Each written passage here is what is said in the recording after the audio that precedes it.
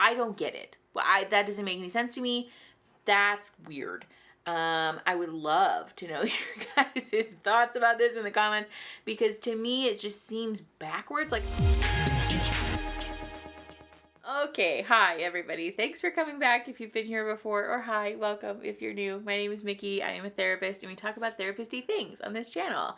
I am super excited because we are finally getting around to talking about Married at First Sight. I swear to God, I'm not copying Logan from Observe. I promise we did plan to make this video, but I saw that he released this. When we're filming this, it was this week, but I don't know when this is going up. But I'm super excited to talk about this. My husband and I are just regularly obsessed with the show. We've watched like 9 seasons in like a month. So I'm excited. I have lots of things to say. Hopefully this doesn't get copyright striked and taken down, which by the way, I wanted to say thank you, Logan. I watched your videos. If you ever see this, hi, I like your channel a lot. But if you ever see this, I wanted to say thank you because I saw you put the little banner thing. We're going to try and do that and see if that helps because I'm real tired of graying out the video. And so hopefully we can figure it out. But I think that's it. That's all that I have. Let's do it. Oh, hold on, wait. Before we do that, if you're new here and you haven't subscribed yet, you should go subscribe. And then while you're down there, you should like the video. And then maybe you could like leave me a comment, like tell me what your favorite color is, or like, I don't know, something cool about you. Tell me about yourself. Okay. Can you do another okay? Okay. Before we get started, I want to give a quick overview. I have seen some of your guys' requests for me to explain what the fuck is going on before we just jump into a TV series or something. I'm going to give you a real brief overview, but before I do that, I want to give you a caveat. We cannot devote enough time in these videos to give each couple the backstory and the context that they deserve. If we did that, we'd be here for like ever. So if you really want to know the context and all of the behind the scenes stuff, just go watch the show. It's great. I really enjoy it. I highly recommend it, and it's available on Hulu. So if you are confused, I recommend that you go watch the show. But for the sake of clarity, Married at First Sight is a show where experts, Dr. Pepper, who is a sociologist, Pastor Cal, who is a pastor, and now Dr. Viviana, who is a doctor in marriage and family therapy, match a bunch of singles together in arranged marriages where they agree to get married before having ever met each other. They literally meet at the altar. So they get married, they go on a honeymoon, and they spend 8 weeks together trying to get to know each other and trying to figure out if they want to stay married. And then at the end of the 8-week experiment, they decide if they want to stay married or get divorced. These clips are couples from season 9. We tried to mention their names in here, but I'll try to talk about that. But mostly I want all of us to approach this as if we're just like people watching, you know, like when you're at the mall, and maybe I'm aging myself here, but when I was a kid, I went to the mall and you know, when people get in arguments and you're like, ooh, drama, and you just want to watch what's going on. That's what we're doing. Let's just imagine that these are arguments that are taking place in a Target and we're just eavesdropping on people's lives. That's what's happening. We're just dissecting these arguments and interactions for the sake of talking about communication skills and like how to healthily communicate with one's partner. Okay? Okay, thanks. Okay, here we go. This is Jamie and Elizabeth. After volleyball, Jamie and I went off, split our ways with the guys and the girls. And then I went back to the hotel room because I'm dirty, sweaty, and I'm uncomfortable. So I got in the shower and I waited because I thought he would come back and take a shower too, and then we would go have lunch. Homeboy was gone for like 2 hours. So I just got up and left and went downstairs and had lunch with myself. And I have no idea where my husband is. Oh, hey, wife. Where'd you go? Oh, I'm sorry. Did I not tell you where I was going for X amount of time? I was hungry, so I fed myself. Oh, yeah. Yeah. Dude, you just left me in this hotel room for almost 2 hours, and I was waiting on you to go have lunch, because, like, that's what all the other people were doing. Oh, my bad. You think I want to go eat lunch on my honeymoon by myself? I'm not a mind reader. Dude, come on. Why weren't you looking for me? Why would you assume that I just have left you? You know, I'm on a foreign island. Maybe I've been taken and my kidneys were being ripped out of me right now. What the? I think this is a great example of what happens when we think that everyone else thinks the way that we do. Both of the people in this situation assumed that their partner perceived the situation in the exact same way that they did. And so when there's a conflict, they're both like, why wouldn't you look for me? Or why would you just leave, basically? And again, I think this is a good example of what happens when we just assume everyone thinks like we do, and they don't. And so this is why communicating in a clear and concise way is useful. I think there's a little bit of passive aggression going on here, and so we'll talk about that in a minute. Man, put yourself in my shoes. Like, how would that have made you feel? I kind of feel like you did the same thing first. The other wives waited. Where at all did you think I was gonna stand out in the heat and do that? The other wives were down there getting lunch with their husbands, so you came back up, so I figured you were like doing your thing, so I just went and got lunch. No, I came up here to take a shower because I don't know if you saw my swan dives into the sand. Yeah, I saw that, yeah. Yeah, I probably didn't want to eat lunch with sand up my vagina.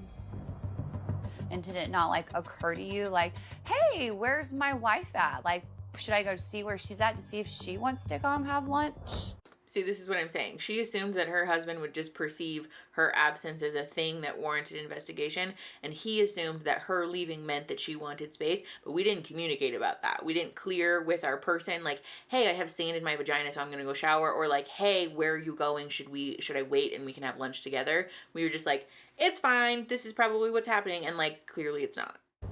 With me, if you saw the other couples having lunch together. I didn't know where you were, so I just went and had lunch. Where else would I have gone? Once I get snapped at like that, I kind of retreat and I shut down on the inside. It's almost like a fight or flight, and I don't want to fight. I don't think you really understand where I'm coming from or why I'm upset. I understand what you're saying. I don't agree with your perspective. I still can't wrap my brain around the fact that he wasn't even trying to look for me. He just assumed that I didn't want to be around him, and that was kind of the fact that you don't care and you're like not even... Why should I care? That I'm upset and it hurt my feelings that you just left me up here and you weren't concerned about where I was? You weren't concerned about where I was? Yes, I was. Then why'd you leave? I was dirty because you told me I was prissed and so I wanted to swan dive into my volleyball commitment. You made us look good. I appreciate that. You're welcome.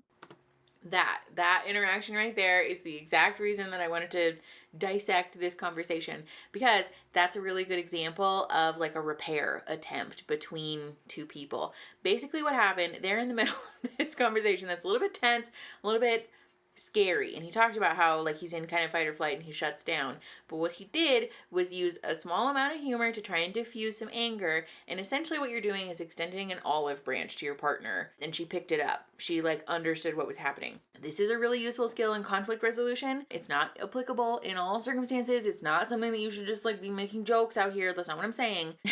Use your best judgment, use context clues, but it can be a useful skill when we're in the middle of an argument to kind of like extend that little bit of humor to your partner and like see how both their moods lifted a little bit, and like I'll show you the rest of the conversation, but then things diffuse a little bit and they're able to reach a resolution. This is a very useful skill and one of a really good like predictor of how we can handle conflict in a healthy way. Unfortunately, this doesn't really work out for them like long term because they have like some really blow up arguments, but we'll talk about that later. It's not even about the lunch part. It's just like being considerate and like trying to figure out where I was, just like I was trying to figure out where you were. I'm sorry I hurt your feelings. It's okay. I'm sorry I hurt your feelings. We both had the same issue. Like, neither one of us felt prioritized. Neither one of us felt cared for. We both felt abandoned, and we just didn't realize that we were doing that to the other. See how exciting? Like, that's what I'm talking about. Sometimes that little bit of humor and like that attempt to rescue the conversation is enough to like shock to the system is the wrong phrase, but like reset the conversation in such a way that we're coming back to like, okay, like what's the core of the issue? What is the thing that I'm trying to communicate? And they both did a really good job here of saying like, basically I cared that you did this, that, or the other, and I felt this way about it. And then they both apologize for hurting each other's feelings, and then they move on with their day. Like this is a good example of healthy communication. And being married, this is new territory for us. I was disappointed that you weren't there because I wanted to do something with you. Okay, I can understand that. Clearly we have two misunderstandings of what I did to what he did. We both just really wanted to be with each other, and we both know that we miscommunicated, and it wasn't one person or the other's more fault. This whole thing is a really quick before we get into this. I think this is also a good example, this last conversation that they had, of how healthy communication can be imperfect and doesn't have to sound like a therapy conversation. This is something that I've talked about on this channel before. Just because I'm a therapist doesn't mean that I'm trying to tell everybody that all of your conversations should sound like you're in couples therapy. They still sounded like human beings. They still sounded like themselves. There was definitely a little bit of like passive aggression and like a little bit of pot shots happening. And so there was definitely like imperfection in that, but they still made it through that conversation with a healthy resolution at the end. They both felt heard. They both understood the core of the issue at the end of that conversation. And that's all that you're looking for. You don't have to do it perfectly. We're not aiming to be like the beacon of health every time that you move through conflict resolution. It's just about getting on the same page with your partner. So about learning the marriage dance. You know what I mean? Feels like a dance, yeah. Yes, it is. You want it to go right, so you overanalyze and you overreact, but you have to recognize what's happening and just correct. I don't believe all conflict is bad, but I have to argue to solve the problem. And take that problem, whatever it is, make it objective. Let's deal with that, not with each other. I love Pastor Cal's advice here.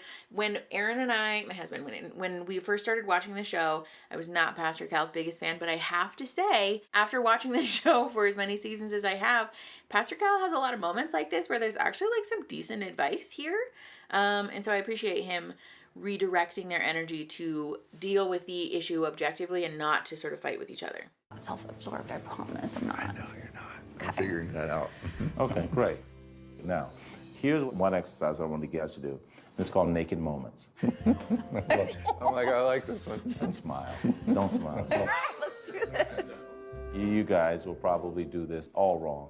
It's emotional nakedness, okay? If there's something that's bothering you, the way that we're going to communicate is you're going to require a naked moment, which means you basically have to drop everything. Okay. No phones, no TV, no distractions. You're locked into her, period. And you just vomit what's going on. You're not listening for rebuttal. This is her time. She's vulnerable. And so that goes both ways. And I want you to start practicing that. Learn how to communicate to one another. I like that. I like that too. This is what I'm saying. Sometimes Pastor Cal has these little nuggets of wisdom. Sometimes the things that he says are like not my favorite, but sometimes they're great. And I think this was a great redirection where he communicated to them that it's important that they listen not for rebuttal but for understanding. Oftentimes with conflict resolution, especially in like marital and relationship issues, that's the tendency, is to listen with this air of defensiveness. And so I'm happy that he redirected them to like lock in on your partner and listen for understanding and to try and get on the same page with what is going on with them, and that you'll have your turn to talk about how you feel and to word vomit your stuff, but that we need to take turns here. I know it sounds very kindergarten, but you'd be surprised how often that is game changing for people in their communication, because it's not a skill that we talk about or teach people really. Excuse me. What's up? What are you doing? I was just gonna, utilize this second bathroom just to, might as well. We don't have two sinks, so you can use two bathrooms. Are you my roommate or are you my husband? I'm your husband and we're living together, so we're both. No, Yeah, we're not. I'm not your roommate. Yeah, well, I don't we're have sex with living my together. roommates. I mean, I'm sure some people have sex with their roommates. I don't understand why you want to have your own space away from me. I mean, it's not that. I just figured we might as well. Do you want to just sleep in this bedroom too? No. That's what it feels like. Are No, you a man. guest in my house or are we living together? My tendency here is to be a little bit nitpicky because, in my opinion, again, if we were just dissecting this as like two people who got in an argument at a Walmart, I'd be like, wow, that's maybe a little bit aggressive. Like, that's maybe, when we talk about communication, there's three categories, generally speaking: aggressive, assertive, and passive. This is Amber and Matt, not to be confused with the Amber and Matt from Love is Blind. Some might argue equally as problematic. However, Amber seems to oscillate between aggressive and passive, and I think there is maybe some growing to be done to find the assertive balance there, because this is a little bit aggressive, where there is this presumption being made of like why do you want space from me? Why are you kind of running away from me? Why are you treating me like a roommate? And it sounds like the desire was purely just to have his own space. And we find out later that he wants to give her space too. And I don't know, maybe there's ulterior motives there. As it turns out, Matt's not the best partner. But again, if we were just dissecting this with just this interaction, I would say that this is an example of aggressive communication. Granted, there are extenuating circumstances that we will discover later. I won't spoil it, but we discover some other things later that make this interaction a little bit make more sense. But Jesus Christ, it was word salad. Anyways, we're gonna watch this some more.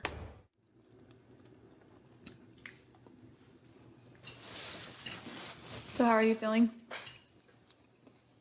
Good. What about you?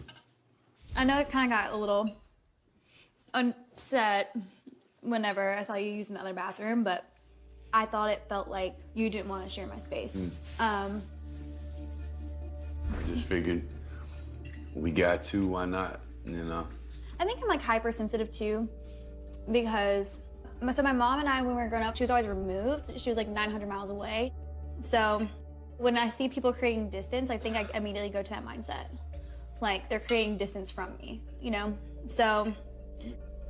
No, yeah, I understand completely. I think this is a good example of owning your shit and being honest about the baggage that we bring to the table.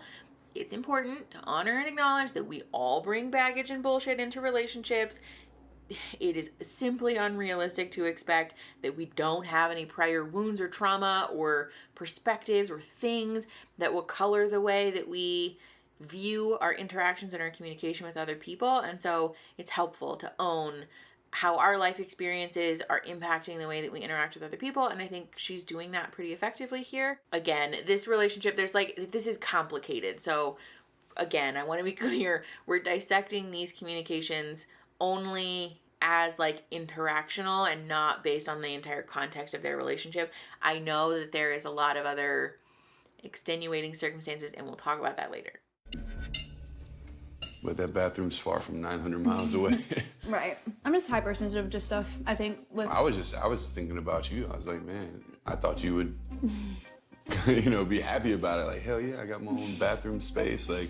Yeah, I just don't want to turn into that couple that like sleeps in separate rooms and like does everything separate. Yeah. No, I agree. I don't want that either. Yeah. All right, so what do you want to talk about? I got a lot of different things. I don't want to just exist with you. Like, I want to get to know you. You make a lot of jokes. Like, do you still want to be with me? Do you think I'm attractive? Are you just going to break up with me one day? Like, that doesn't make me feel good because I know there's also some truth to it. And it hurts. Like, I tell you how attracted I am. I tell you, like, I'm in this marriage. This is not like a joke to me. And it's like, if I had to come here and like try to connect with somebody that just keeps me at arm's distance, it's not what I want. I'm still. Okay, so I'm pausing it here because the shit is about to hit the fan and I feel compelled to talk about this statement first. I'm not going to lie to you, this confuses me. I sometimes have a hard time separating my therapist self from my human self.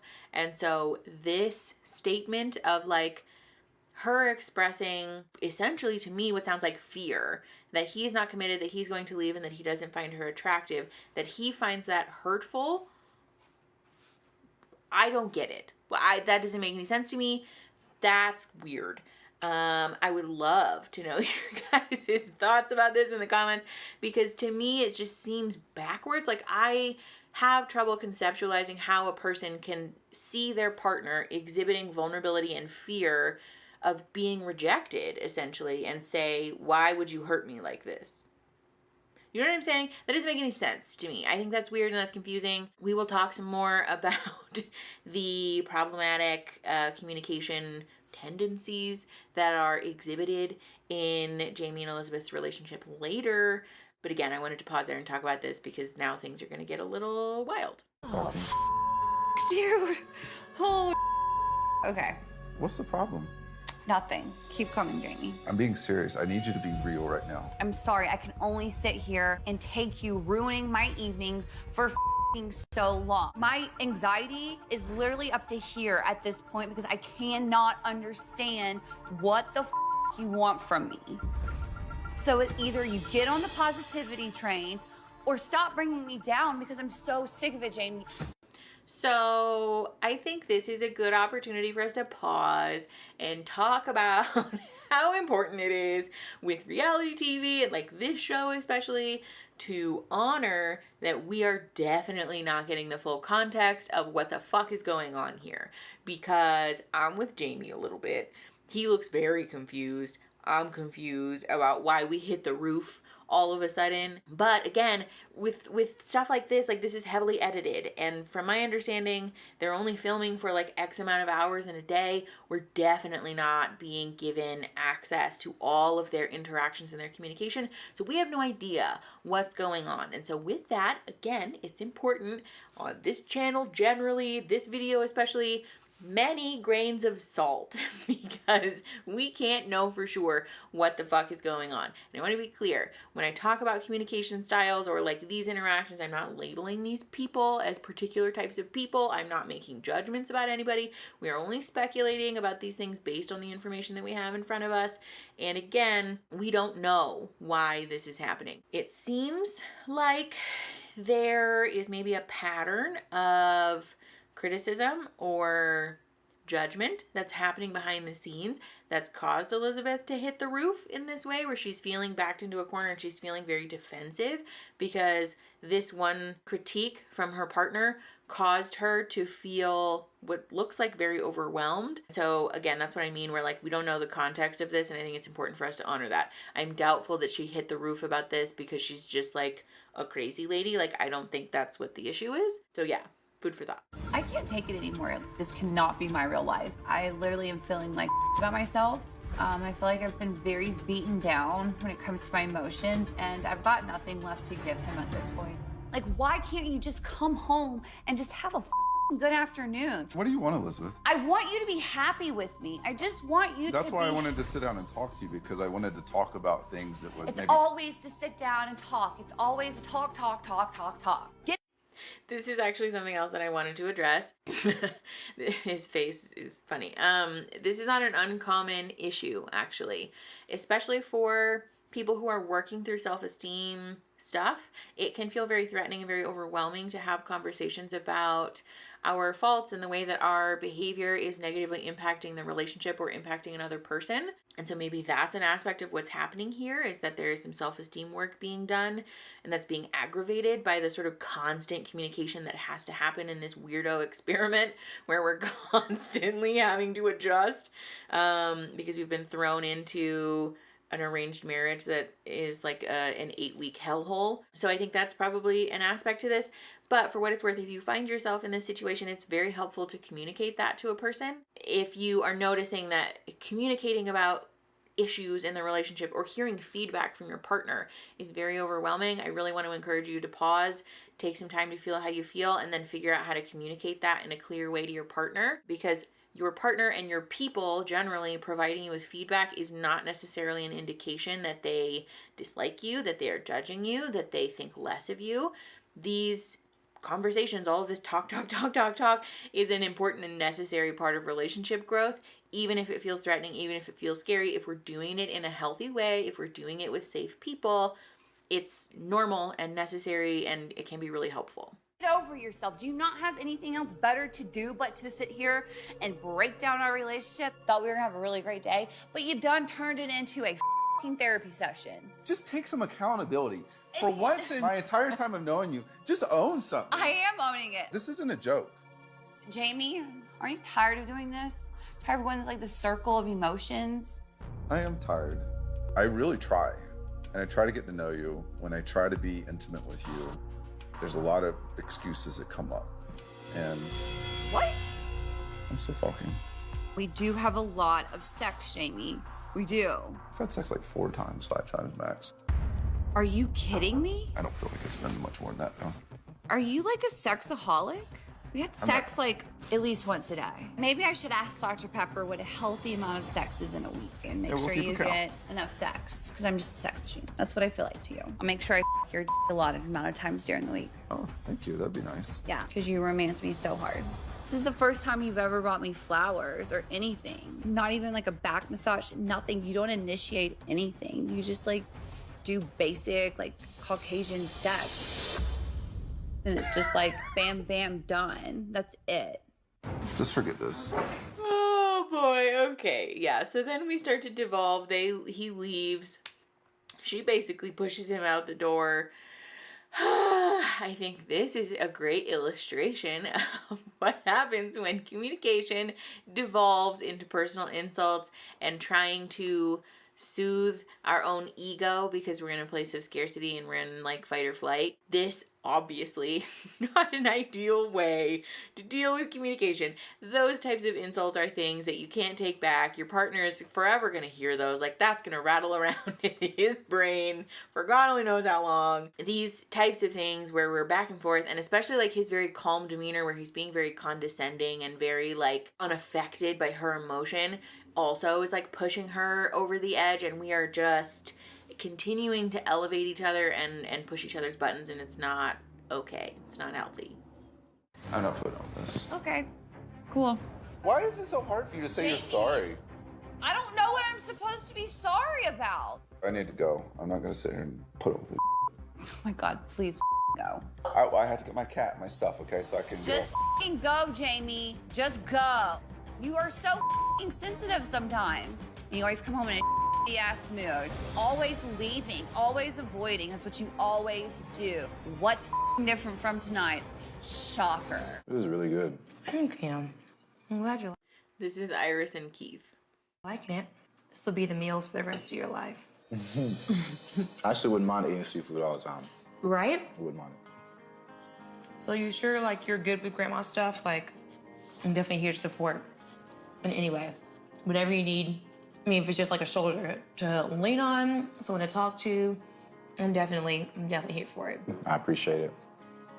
You know, I don't think I'm not sure if it's all the way set in yet because it is a little early. But, you know, I'm really happy that you were able to like help us, you know, kind of transport her to hospice. That's kind of a crazy thing because this is your first time ever even being in my parents' home. So I just think that stuff like that doesn't really happen for, you know, by coincidence. I completely agree. I think that she definitely held out for the wedding, and to see us in this, I'm sure meant a lot to her. It makes me feel better about it that she'll no longer be living in pain, no longer have to suffer, because she was doing that for a long time, you know. Well, me and my mom are here. If you need us for anything. I think this is a really nice example of what it looks like to invite your partner to communicate about their emotions in a non-judgmental way. And he didn't really give her anything too deep. For context, by the way, his grandma recently died, and obviously these two are newly married, so she was trying to be supportive without being invasive. And he didn't give her a lot of like deep emotional disclosure. But again, she invited him to express how he's feeling, and she communicated that she's there to be supportive multiple times, but she didn't push him, she didn't press him. She was just validating of the disclosure that she got and kind of left it at that. I think this is a great example of what it looks like to be, like, the words that are coming to mind are unconditional positive regard, but that's like a therapy term. It's like to sort of unconditionally be there for your partner with this calm, compassionate, easygoing affect. We're ready and available, so. Really appreciate that. We got you. So this is Amber and Matt again. This is after he didn't come home. He went out with his friends and he didn't come home. And they actually put a camera in their apartment, which rubs me the wrong way. That's a conversation for another day. But there's footage of her pacing up and down their apartment, crying. She's sobbing. She's on the phone with her dad. Like, she is not well. This poor woman was not okay. She was having a really, really bad time and like just really losing it that he was not coming home. Again, because she talks about the trauma with being sort of abandoned by her mom. That was definitely coming up, but also just like fear about what the fuck is this person doing. She doesn't really know him. She doesn't really trust him. And now he's disappeared. So there was a lot of hurt, a lot of fear showing up, and she was just not okay. So this is the first time she's seen him since then. What's up? Hey. Hello? Just as a general tip, when we're in the middle of really heavy, scary conflict resolution, maybe don't lead with, "Sup?"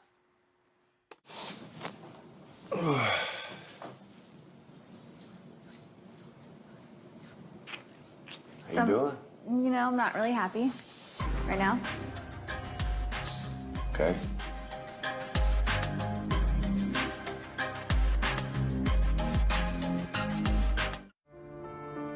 This is the first time I've seen Matt since he went out with his friends last night. And I feel like Matt doesn't want to be married in this moment. And I feel like Matt wants to be a single bachelor. So I felt like you not coming home last night was unacceptable. And it hurt my feelings that you didn't feel like the need to communicate to me, like your plans or the fact that you weren't coming home. Yeah.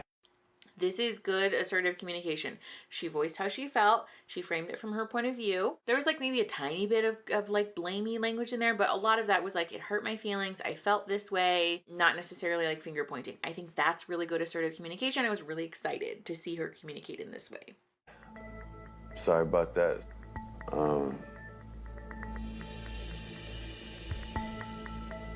But yeah, I just didn't really have any plans. I thought I was just gonna come back here and watch the game. It's kind of last second stuff, so should have let you know, but. I appreciate you like acknowledging that, but I feel like I question, like, for example, like you don't have a ring on. And to me, like that's like a sign that you weren't like taking our marriage seriously last night because you did not wear it out. Like, I mean, I don't know why you don't have it on, but my mind immediately goes to like the negative. Again, good assertive communication where she said, I don't know why you don't have it on, but my mind immediately went to the negative. She didn't assign a reason to it and assume. She didn't label her partner as anything. She just said, these are the facts of the matter and that's how I feel about it. And she's communicating where her mind went. Now let's watch Matt shit the bed. I mean, I took it off to work out and just left. I thought I was gonna come back even before I went out with the guys. Just ended up like hanging out over at my buddy's place until we ended up going out, so. Me getting upset with you wasn't about you hanging out with your boys. Like, it has nothing to do with that. We need lives outside of each other. What upsets me is that you didn't want to communicate with me. In the past, it's like kind of just what me and my buddies always do. Like, you just crash on each other's couches and like, I'm just gonna have to get better at making plans, communicating them with you, and then I think that would just make this work a lot easier. Yeah. I just, wow. So one of the things about this that I wanted to highlight is that, again, Amber's doing a really good job of communicating assertively and sharing how she feels. She has used the phrase, I feel, or my mind went to, several times here. She's given us insight into how she's feeling, what's going on for her. Like, she's giving us a view into, like, internally what's going on. If you notice, Matt has not done that at all. We've gotten an, I'm sorry about that. I didn't really have any plans. Sup, and I just need to get better at making plans. None of those are emotions. None of those are an insight into what's going on for him. None of those are a window into the inner workings of this person. That's zero vulnerability. That's zero insight into him as a person or how his mind works or what his perspective is on relationships or communication or marriage. Like, nothing useful came out of that. Basically, we saw a little bit of backpedaling, a little bit of trying to shirk some responsibility and trying to make excuses and trying to smooth. This is like a smoothing gesture, essentially. Like, there was no attempt to repair or to validate her emotions. He didn't honor, like, I see why you would feel that way. I understand why. Or now knowing what I know about your mom and your childhood, I understand why that's not okay. None of that. We didn't get any of that. We got in, yeah, I'm sorry about that, but I just didn't really have any plans. That's the way my life was before. And I guess like I just lack critical thinking ability. So I just, I don't know, stopped thinking for the whole evening.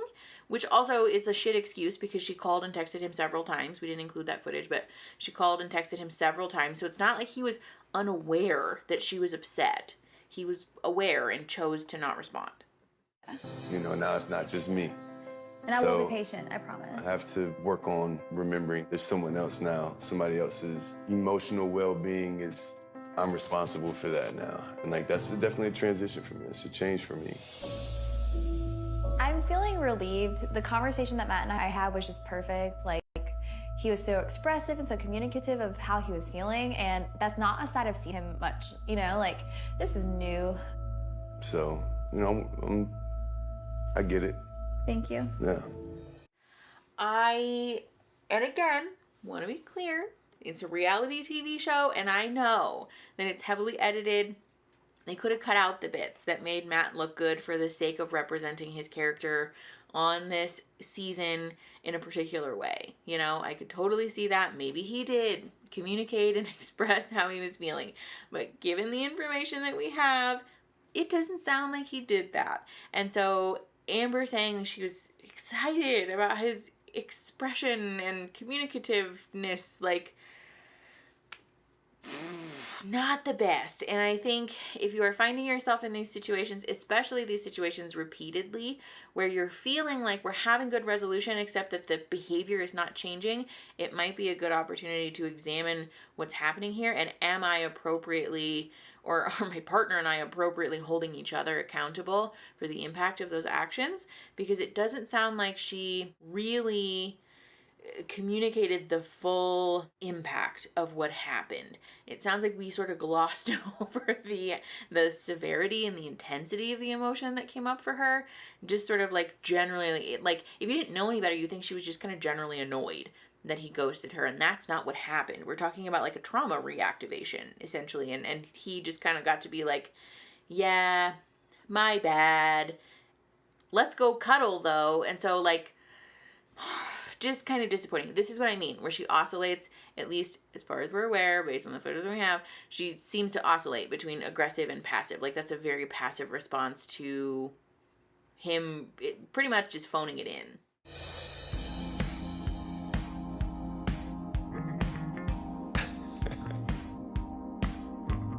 Anyway. Should we like hug and make up or something? I'm the Don police. So we're just going to leave it here for today. This is getting a little bit long, and so we are going to wrap it. I know that this isn't like the best cut in the middle, but bear with me. Our goal is to have this part 2 uploaded in the next couple of weeks, so keep an eye out for that. But in the meantime, I wanted to say hi and bye. Thank you for watching. I hope that you guys enjoyed the video. If you did, like it and subscribe to the channel. Leave me some comments letting me know what you guys want to see next and what your thoughts and feelings are. I want to encourage people to keep in mind that we're not done yet, and so I want to encourage everybody to hold off final judgment for the couples until we get to the end of the full video, because we tried to sort of make like a cute little story arc for everybody. So, you know, try not to roast anybody too hard in the comments. That said, yeah, all the things. Like the video, subscribe to the channel, share the video to help the channel grow and to help each other grow, and I will see you guys next Saturday. Okay, bye.